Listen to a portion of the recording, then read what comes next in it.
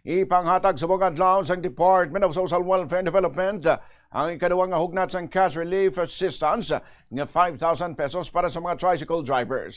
Ang makabaton sini amo mga tricycle drivers nga yara sa validated data nga ginpasa sa mga local government units base sa ilang mga asosasyon.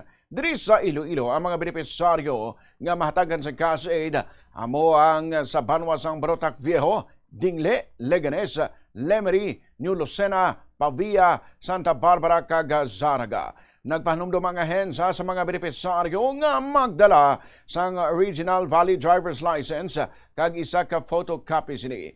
Matandaan sang Abril 8, una na natagan ng ginabanta 8,000 ka mga tricycle drivers sa Iloilo City, Rojas City, kag Pasig City. Pagkatapos ang tagtaganay sa mga adlaw, may masunod pagid ng mga schedule para sa iba naman ng mga local government units diri sa Western Visayas.